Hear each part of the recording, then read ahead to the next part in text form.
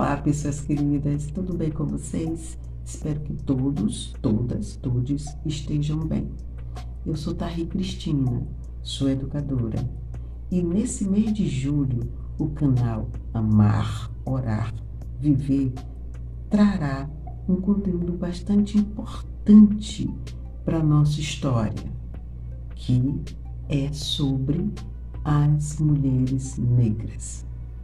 O canal Amar, Orar, Viver trará um pequeno recorte de algumas mulheres que fizeram parte da nossa história.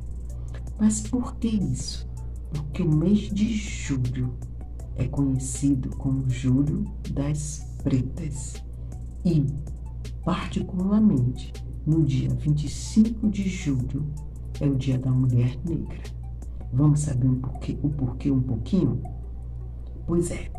25 de julho de 1992, em São Domingos, na República Dominicana, realizou-se o primeiro encontro de mulher negra, afro-americanas, latinos e caribenhas.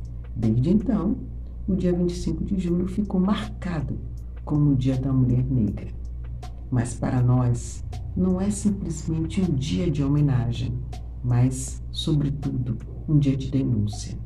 Denunciar toda a forma de exploração que até então, na sociedade atual, ainda é vivido por nós, mulheres negras, frente a uma sociedade racista, homofóbica, classista, machista.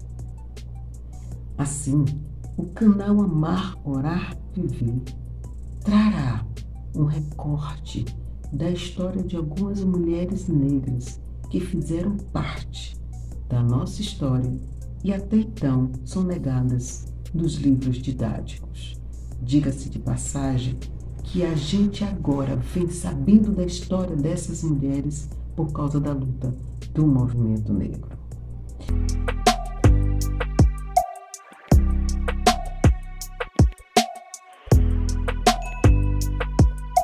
Dandara dos Palmares, poema da autora Jati de Arraes.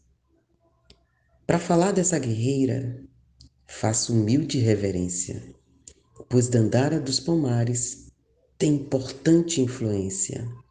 É para as mulheres negras cheias de resiliência.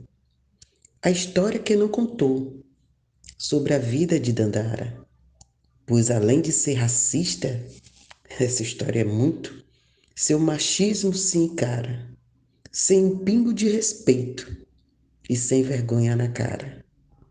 Se você já ouviu falar da história de Zumbi, peça então sua atenção para o que eu vou contar aqui, que talvez você não saiba, por isso eu vou insistir.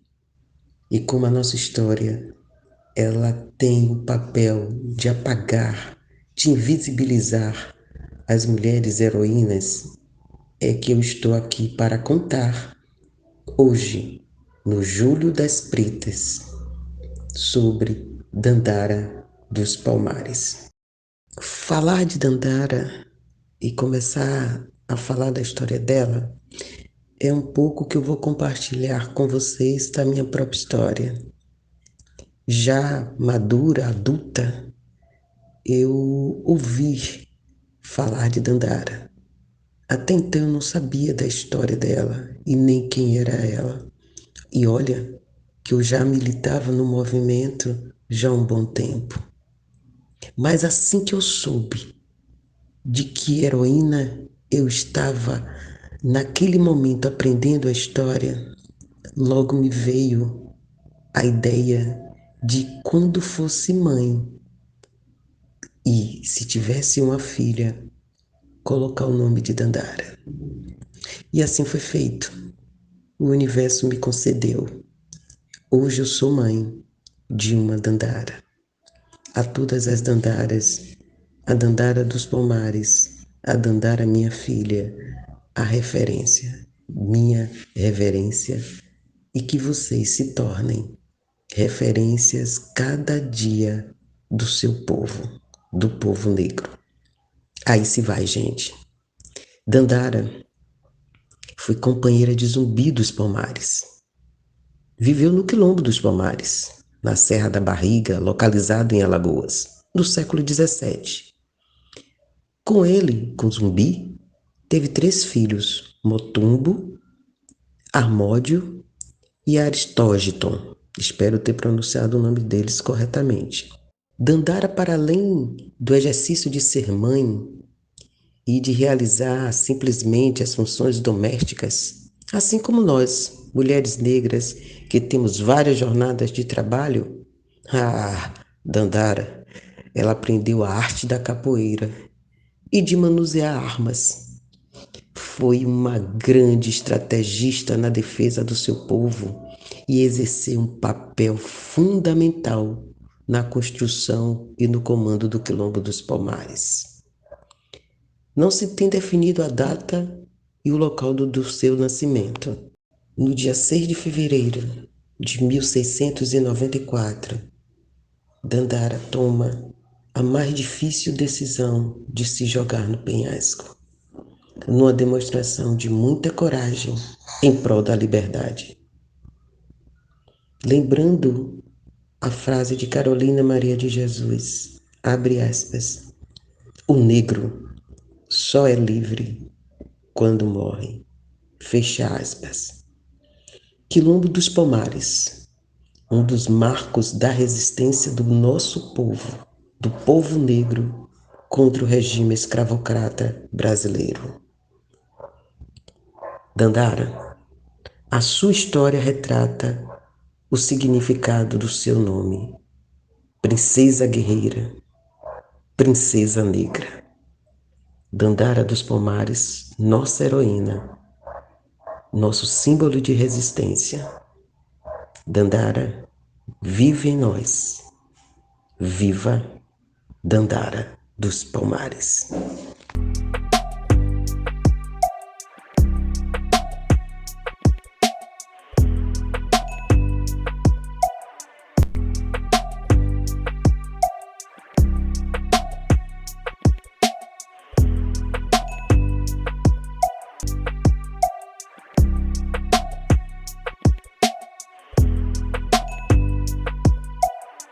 Hoje, a nossa homenagem é para a nossa rainha negra do Pantanal, Teresa de Benguela, líder do Quilombo do Piolho, também conhecido como Quilombo do Quariteri.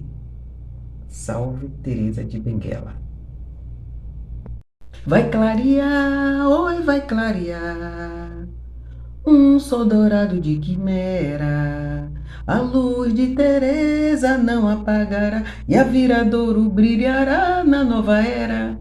Vai clarear, oi, vai clarear, um sol dourado de quimera, a luz de Teresa não apagará e a viradouro brilhará na nova era. Trecho do enredo da Viradouro, da escola Viradouro, em 1994, que traz como tema Teresa de Benguela, uma rainha negra do Pantanal. O local do nascimento de Teresa de Benguela é desconhecido. Ela viveu no século XVIII e foi casada com José Piolho. Este liderava o Quilombo do Piolho, que tinha o seu nome, mas foi assassinado pelos soldados do Estado. Com a morte de seu marido, José Piolho, Teresa de Benguela se torna a líder do Quilombo do Piolho, como disse anteriormente, também conhecido como Quilombo do Quariteri, atual fronteira entre o Mato Grosso e a Bolívia. Sob a sua liderança e na presença de negros e indígenas, o Quilombo resiste ao processo de escravidão 2 décadas. Teresa de Benguela comandou todo um sistema de defesa, a sua estrutura política, econômica, administrativa do Quilombo, e todos a chamavam de Rainha Teresa. Não se sabe ao certo sobre a morte de Teresa de Benguela. O que se tem na história são duas versões. Uma em que ela se suicidou ao ser capturada pelos bandeirantes a mando da capitania Mato Grosso. Isso por volta de 1770. E a outra versão é que ela foi assassinada e teve a sua cabeça exposta no centro do Quilombo. O dia 25 de julho, o Dia Internacional das Mulheres Negras, Latino-Americanas e Caribenhas, também é o dia, oficialmente no Brasil, o Dia Nacional de Teresa de Benguela. Essa data foi instituída pela Lei 12.987/2014. Teresa de Benguela, viva em nós. Viva Teresa de Benguela.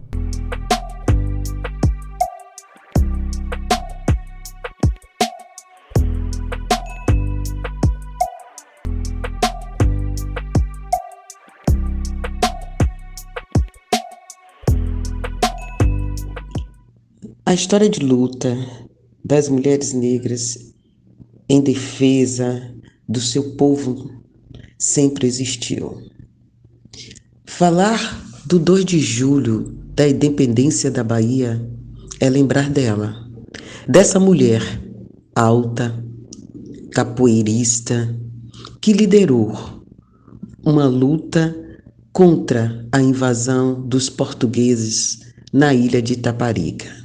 Sim, estou falando dela, Maria Filipa de Oliveira. Maria Filipa participou de várias lutas pela independência da Bahia. Até então, a data do seu nascimento é desconhecida, mas sabemos que ela morava na ilha de Itaparica. Na ilha onde esses moradores, eles catavam marisco, assim como ela, pescavam e preparavam pães para vender em lojas locais e próximas. Conta-se que Maria Filipa se envolveu em luta contra as tropas portuguesas porque as mesmas queriam se instalar em pontos estratégicos da ilha. Ora, lugar em que os escravizados libertos usavam para comercializar o seu produto e faziam as próprias atividades. Então, eles precisavam desse lugar para defender e ganhar o pão de cada dia. Ah, Maria Filipa, que orgulho dessa heroína que liderou um grupo de quase 200 pessoas contra as tropas e embarcações portuguesas que se encontravam próximo à ilha. As pessoas do grupo usavam facões, pedaços de pau e galhos como espinhos e utilizavam como arma. Bendito que Maria Filipa, ela armou uma grande cilada para as embarcações portuguesas, liderando 40 mulheres. O que fez Maria Filipa? Elas usaram a tática do poder da sedução e seduziram os portugueses que vinham das embarcações. Nessas seduções, esses homens, entendeu, com o olhar pautado para as nossas mulheres negras, eles se envaidecem, se enlouquecem, bebem ao ponto de tirarem até suas roupas. Mas nós, mulheres negras, para libertar o seu povo, que nós fizemos e que estratégia Maria Filipa utilizou com as outras companheiras? Pegaram uma planta de cansanção e deram de surra nesses homens.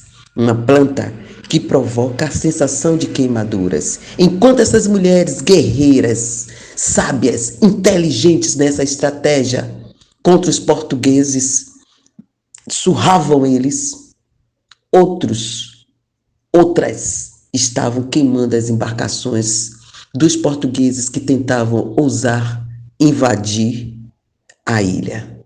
Maria Filipa, ela ganhou notoriedade e foi declarada heroína da pátria brasileira pela Lei Federal número 13.697, no dia 26 de julho de 2018.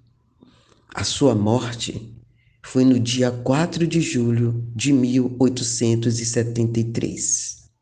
A Maria Filipa, a nossa reverência, o nosso reconhecimento de luta. E Filipa, Maria Filipa de Oliveira, você vive entre nós. Viva Maria Filipa de Oliveira!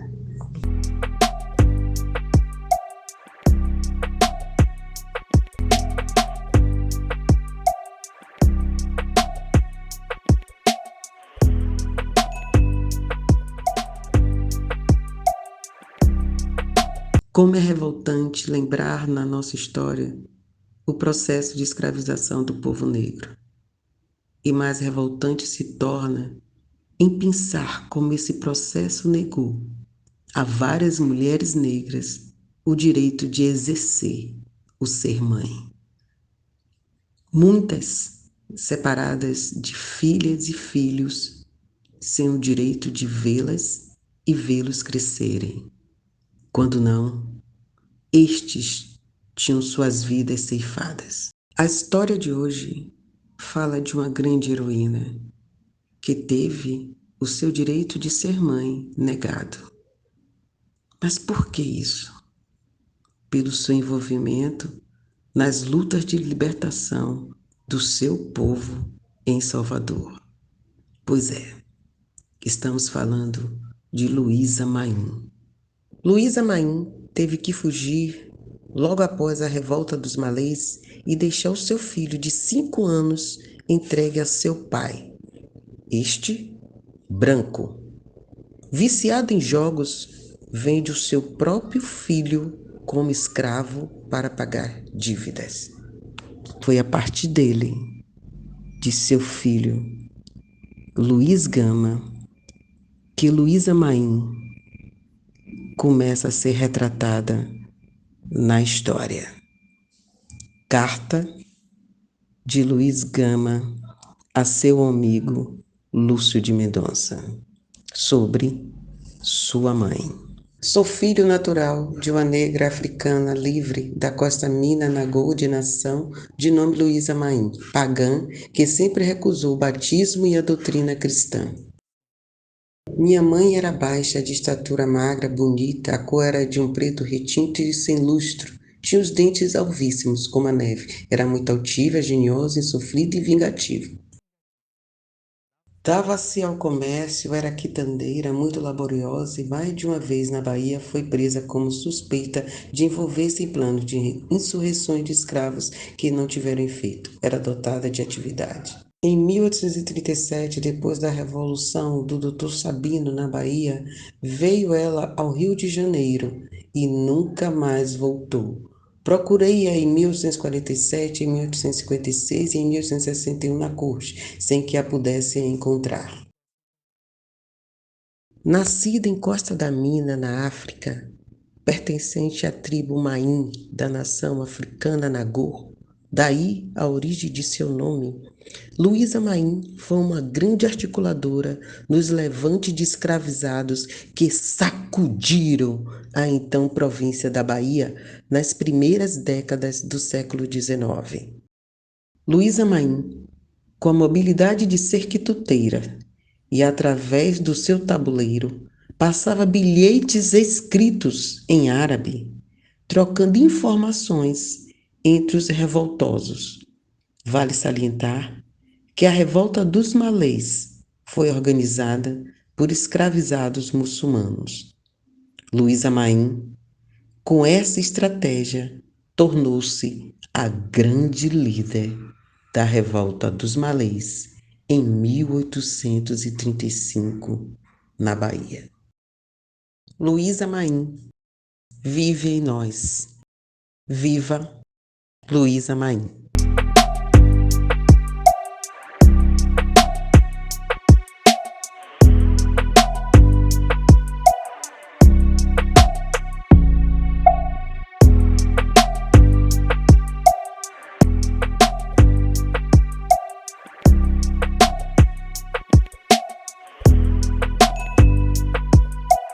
De Carolina Maria de Jesus.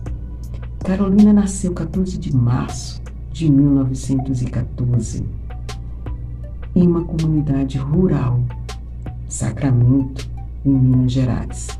Filha de pais analfabetos.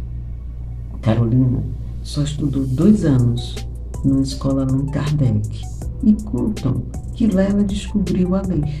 E no dia que ela percebe que já lia, ela sai pela rua, lendo todas as placas.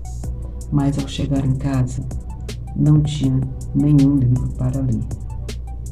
Só que a leitura e a escrita fazia parte da essência de Carolina Maria de Jesus. E ela começou a escrever o dia a dia da favela. Entre os papéis que ela catava, que não estavam riscados, e os livros que ela encontrava e os lia, Carolina começou a relatar o dia a dia da favela, o dia a dia da sua história. E assim surge o primeiro livro dela, Quarto de Despejo. Eu recomendo que todos leiam. Carolina tem uma frase que nos marca, abre aspas, não há coisa pior na vida do que a própria vida, fecha aspas. Se vocês agora vão continuar se deliciando com algumas frases marcantes da nossa Carolina Maria de Jesus, a ela, nossa total referência. Viva Carolina!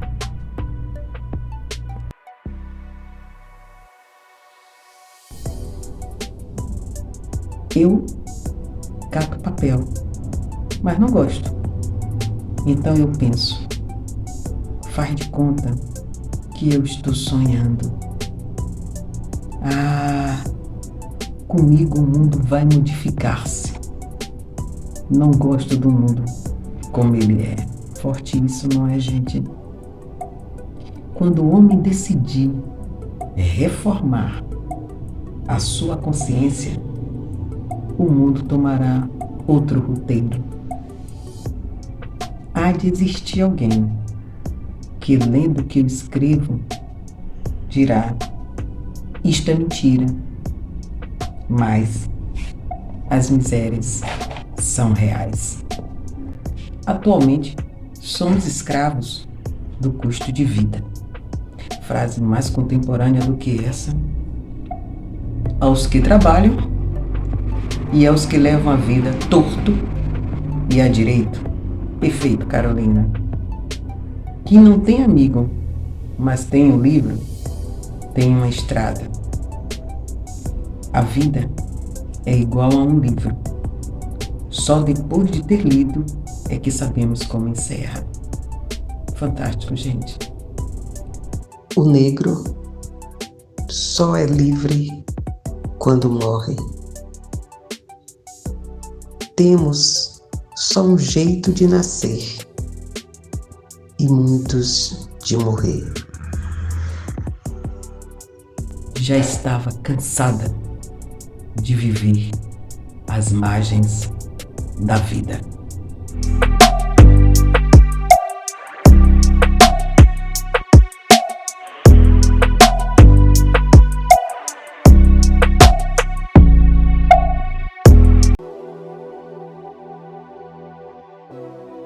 Vozes Mulheres, Conceição Evaristo.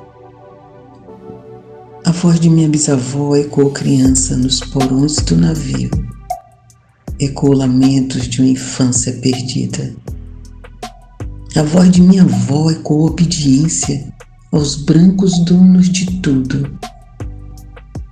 A voz de minha mãe ecoou baixinho revolta no fundo das cozinhas alheias, debaixo das trouxas, roupagem suja dos brancos pelo caminho empoeirado rumo à favela. A minha voz ainda ecoa versos perplexos com rimas de sangue e fome. A voz de minha filha recolhe em si a fala e o ato, o ontem, o hoje, o agora. Na voz de minha filha se fará ouvir a ressonância, o eco da vida. Liberdade. Zeferina, Zeferina, Zeferina. Zeferina, de origem angolana, viveu no século XIX. Ainda criança e na condição de escravizada, foi trazida pela sua mãe Amália para o Brasil e direto para Salvador. Zeferina se tornou a grande liderança do Quilombo do Urubu. Hoje, corresponde à região do bairro de Pirajá, no Parque São Bartolomeu, localizado em Salvador, na Bahia. Em 17 de dezembro de 1826, utilizando apenas arco e flecha, Zeferina lidera um levante contra o ataque de policiais ao Quilombo. Zeferina é presa e não mais retorna ao Quilombo do Urubu. Não se sabe nada sobre a morte de Zeferina e nem sobre os seus restos mortais. Zeferina vive em nós. Viva Zeferina!